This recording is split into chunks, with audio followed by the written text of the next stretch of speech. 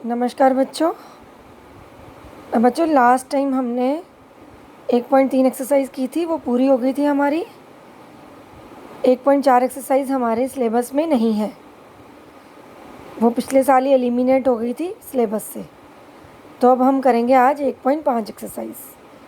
हम वही परिमेय और अपरिमेय संख्याओं की बात करेंगे। तो हमारा एक्सरसाइज 1.5 का पहला क्वेश्चन है, बताइए नीचे दी गई संख्याओं में से कौन कौन सी परिमेय है और कौन कौन अपरिमेय है। ये नीचे आपको 5 संख्याएं दे रखी हैं, first, second, third, fourth, fifth part. ये 5 पार्ट्स दे रखे हैं, एनसीईआरटी की बुक में ही है ये। आपको ये बताना है कि कौन सी परिमेय है और कौन सी अपरिमेय है। कैसे बताएंगे, देखिए। फर्स्ट पार्ट है हमारा 2 माइनस वर्गमूल 5। 2 आपको पता है परिमेय होती है, और वर्गमूल 5 आपको पता है कि अपरिमेय होता है। ये दोनों आपस में माइनस हो रहा है और कुछ भी कट नहीं रहा है, कुछ भी कट नहीं रहा है, तो ये होगी अपरिमेय संख्या। क्योंकि जब भी एक परिमेय हो और एक अपरिमेय हो, उनका योग, उनका घटा, उनकी गुणा या उनकी भाग हमेशा अपरिमेय होती है। ये बात याद रखिएगा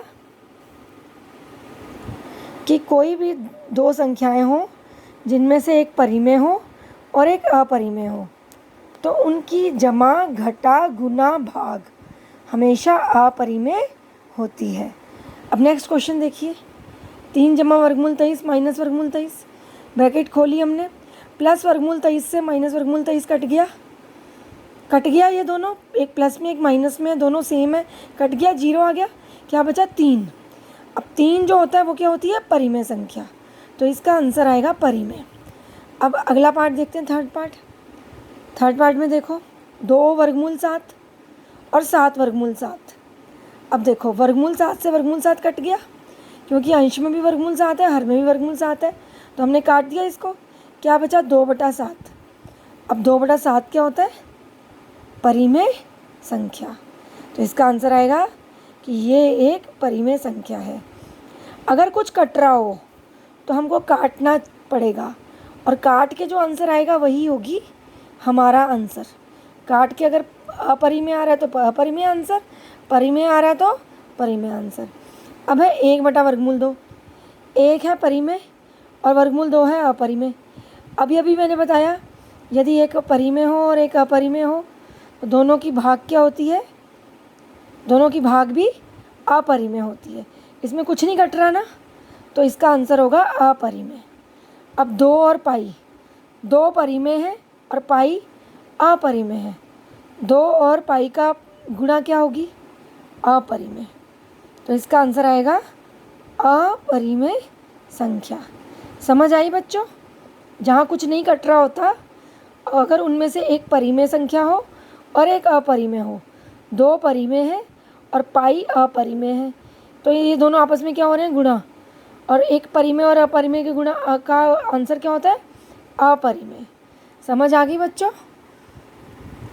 अब हम करेंगे अगला क्वेश्चन। अगला क्वेश्चन है बच्चों, निम्नलिखित व्यंजकों में से प्रत्येक व्यंजक को सरल कीजिए। यानी कि नीचे आपको परिमेय अपरिमेय के व्यंजक दे रखे हैं, यानी कि संख्याएं दे रखी हैं, आपको उनको सरल करना है। मतलब उनको जहाँ गुणा है गुणा करना है, जहाँ जमा है वहाँ जमा करना है, जहाँ घटा है वहाँ घटा करना है, जहाँ भाग है वहाँ भाग करना है। अब ये इसके 4 पार्ट्स दे रखे हैं। फर्स्ट पार्ट है 3 जमा वर्गमूल 3, 2 जमा वर्गमूल 2। यदि हम छोटी क्लासेस में सर्व समीकरण जो हमने की थी, अगर उनको याद करें, इस क्लास में भी करेंगे हम सर्व समीकरण, लेकिन 8th क्लास में भी की थी हमने सर्व समीकरण। अगर हम उनको याद करें तो हम देखेंगे यहाँ पर कोई सर्व समीकरण नहीं लग रही। ये भी द्विपद है, ये भी द्विपद है। द्विपद को द्विपद से कैसे गुणा किया जाता है, ये आपको 8th में मैंने सिखाया था, बहुत अच्छे से सिखाया था। फर्स्ट ब्रैकेट का पहला पद और उसको सेकंड ब्रैकेट से गुना कर दो, पूरी सेकंड ब्रैकेट से गुना कर लो। फिर इसका दूसरा पद उठाओ, देखिए वर्गमूल 3, इसका दूसरा पद और पूरी ब्रैकेट से गुना कर दिया। फर्स्ट ब्रैकेट का पहला पद को उठाकर पूरी ब्रैकेट से गुना कर दो, फिर दूसरा पद लो और दूसरे पद को पूरी ब्रैकेट से गुणा कर दो। समझ आई बात? अब ये अंदर जाके इससे गुणा होगा और इससे भी गुणा होगा। 3 गुना 2 यहाँ लिख दिया, जमा 3 गुना वर्गमूल 2 यहाँ लिख दिया। फिर ये गुणा होगा दोनों, 2 वर्गमूल 3 आ जाएगा। फिर वर्गमूल 3 को 2 से गुणा करेंगे। अब ये हो गया 3 दूनी 6, ये आ गया 3 वर्गमूल 2, ये आ गया 2 वर्गमूल 3 और ये आ गया 3 गुना 2 6। क्योंकि दोनों के ऊपर वर्गमूल है तो अंदर के दोनों संख्याएं आपस में गुणा हो जाएंगी। अगर ऐसा होता कि यहाँ वर्गमूल होता और यहाँ घनमूल होता तो गुणा नहीं हो सकती थी, क्योंकि दोनों संख्याओं के ऊपर वर्गमूल है, इसलिए अंदर जाके ये दोनों आपस में गुणा हो जाएंगी। तो ये आ जाएगा वर्गमूल 6। ये आ गया आपका आंसर। अब आते हैं अगले क्वेश्चन पर। अगला क्वेश्चन है 3 जमा वर्गमूल 3 गुना 3 माइनस वर्गमूल 3। अब अगर थोड़ा सा दिमाग पर जोर डालें तो इसकी शक्ल ये सरसमीका से मिल रही है जो 8th क्लास में करवाई थी। a plus B a minus B equal to a square minus B square. ये सरसमीका के क्वेश्चंस भी करवाए थे 8th क्लास में। तो इसके नीचे लिख दिया मैंने 3 जमा वर्गमूल 3 3 माइनस वर्गमूल 3, यानी कि a हो गया 3 b हो गया वर्गमूल 3, a हो गया 3 b हो गया वर्गमूल 3। अब ऑब्वियसली a के स्क्वायर की जगह क्या आएगा 3 का स्क्वायर और b के स्क्वायर की जगह क्या आएगा वर्गमूल 3 का स्क्वायर और बीच में क्या आ जाएगा माइनस। तो ये आ गया 3 गुना 3, फिर माइनस लगा दिया, फिर आ गया वर्गमूल 3 गुना वर्गमूल 3। 3 तिया 9, 9 माइनस 3 इक्वल टू 6। तो आंसर आ गया 6। अब बाय चांस आपको अगर सरसमीका लगानी याद ना आए या सरसमीका याद ना आए तो इसी क्वेश्चन को आप द्विपदी को द्विपदी से गुणा करने वाले मेथड से भी कर सकते हो। द्विपदी को द्विपदी गुणा से गुणा करने वाले मेथड से भी कर सकते हो, जैसे हमने पहले फर्स्ट पार्ट में किया था। क्या करते हैं इस मेथड में, पहला पद उठाया पूरी सेकंड ब्रैकेट से गुणा, फिर दूसरा पद उठाया फिर इससे गुणा। ये अंदर जाके इन दोनों से गुणा हो जाएगा, 2 पद बन जाएंगे। ये अंदर जाके इन दोनों से गुणा हो जाएगा, 2 पद बन जाएंगे। ये गुणा हो गया 3 तिया 9 आ गया, ये आ गया माइनस 3 वर्गमूल 3, ये आ गया प्लस 3 वर्गमूल 3 और ये माइनस वर्गमूल 3 गुना वर्गमूल 3।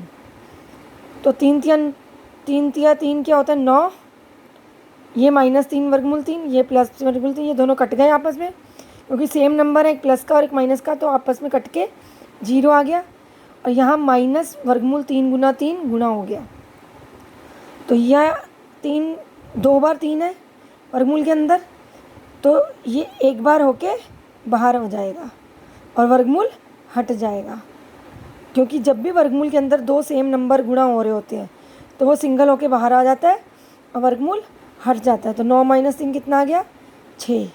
तो आंसर आ गया 6। समझ आई बात? पिछले 8th क्लास में जब हमने वर्गमूल का चैप्टर किया था तो आपको बताया था जहाँ भी जोड़ा होता है वो वर्गमूल से बाहर आ जाता है, तो वर्गमूल हट जाता है। तो 9 माइनस 3 का आंसर आ गया 6। ये आंसर और ये आंसर मैच कर रहा है। ये पहला मेथड है, ये फर्स्ट मेथड और ये सेकंड मेथड।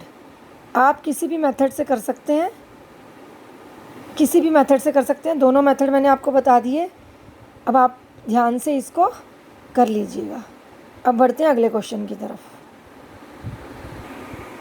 अब चलते हैं अगले क्वेश्चन की तरफ। देखिए अब थर्ड पार्ट, वर्गमूल 5 जमा वर्गमूल 2 का स्क्वायर। अब इसकी शक्ल किससे मिलती है? फर्स्ट सरसमीका जो हमने 8th क्लास में की थी, a प्लस बी का whole square equal to a का स्क्वायर प्लस b का स्क्वायर प्लस 2ab। बहुत 8th क्लास में बहुत जोर लगा के मैंने कहा था कि ये तीनों सरसमीकाएँ बहुत इंपॉर्टेंट हैं और आपको क्लास में भी 5-5 बार कॉपी में लिखवाई थी। इसीलिए लिखवाई थी क्योंकि ये सरसमिकाएँ आपको 10वीं तक काम आनी है। 10वीं तक आप इन्हीं सरसमिकाओं को यूज़ करोगे। और अगर अभी भी आपने इसको सीरियसली नहीं लिया तो आपके लिए 10वीं पास करना बहुत मुश्किल हो जाएगा। हाँ जी, तो ए की जगह वर्गमूल 5, बी की जगह वर्गमूल 2 और स्क्वायर की जगह स्क्वायर लिख दिया। अब A square plus B square plus 2ab, A की जगह आएगा वर्गमूल 5 का स्क्वायर और बी की जगह आएगा वर्गमूल 2 का स्क्वायर और प्लस 2 की जगह 2, ए की जगह वर्गमूल 5, बी की जगह वर्गमूल 2। सब चीज़ों को हमने उनके स्थान पर लिख दिया। वर्गमूल 5 का स्क्वायर क्या होता है? 5। आपको पता है किसी भी वर्गमूल का स्क्वायर वही संख्या आ जाती है। वर्गमूल 2 का स्क्वायर 2 और 2 गुना वर्गमूल 5 और वर्गमूल 2 को गुणा कर देंगे, 5 दूनी 10, तो 2 वर्गमूल 10, तो ये आ गया 7 जमा 2 वर्गमूल 10। आंसर आ गया 7 जमा 2 वर्गमूल 10।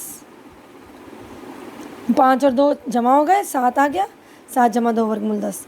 अब इसी क्वेश्चन को आप अगर बाई चांस आपको ये सरसमीका याद ना आए तो उसी तरीके से जो पहला फर्स्ट पार्ट में किया था हमने तरीका, उसी तरीके से आप द्विपदी को द्विपदी से गुणा करके कर सकते हैं। ये आप खुद करेंगे, डू योरसेल्फ, ठीक है, आपकी प्रैक्टिस भी हो जाएगी। अब इससे अगला क्वेश्चन, वर्गमूल 5 माइनस वर्गमूल 2, वर्गमूल 5 प्लस वर्गमूल 2। फिर से थर्ड वाली सरसमीका, a minus B into A plus B equal to A square minus B square. ये वाली सरसमीका आ गई। फिर से सेकेंड पार्ट में जो की थी हमने, ए की जगह लगाया वर्गमूल 5, बी की जगह वर्गमूल 2, ए की जगह वर्गमूल 5, बी की जगह वर्गमूल 2, ए स्क्वायर माइनस बी स्क्वायर। तो ये आ गया वर्गमूल 5 का स्क्वायर, ये आ गया वर्गमूल 2 का स्क्वायर। 5 माइनस 2 इक्वल टू, वर्गमूल 5 का स्क्वायर 5 होता है, वर्गमूल 2 का स्क्वायर होता है 2। 5 माइनस 2 कितना आ गया? 3। अब फिर से वही बात, इस वाली क्वेश्चन को भी आप द्विपदी को द्विपदी से गुणा करके वाले मेथड से कर सकते हैं। अपने आप करिएगा, इसको भी डू योरसेल्फ, खुद करिएगा। आशा है कि आप ज़रूर करेंगे, क्योंकि अगर आप नहीं करेंगे तो आपको कुछ भी नहीं आएगा आगे आने वाले लेक्चर्स में, आप 9th में पास नहीं हो पाओगे। तो इसलिए ये प्रैक्टिस करनी बहुत ज़रूरी है, ख़ास करके मैथ्स की प्रैक्टिस करनी बहुत ज़रूरी है, आप सबको पता है ये बात। अब होमवर्क है आपका, पूरे लेक्चर की प्रैक्टिस कॉपी में प्रैक्टिस करें, जो डू योरसेल्फ क्वेश्चंस दिए हैं मैंने वह करिए, और उदाहरण 16 पेज नंबर 26 को कॉपी में खुद से करिएगा। अगर नहीं हुई तो सॉल्यूशन देखिएगा, खुद से करिएगा, ठीक है। धन्यवाद।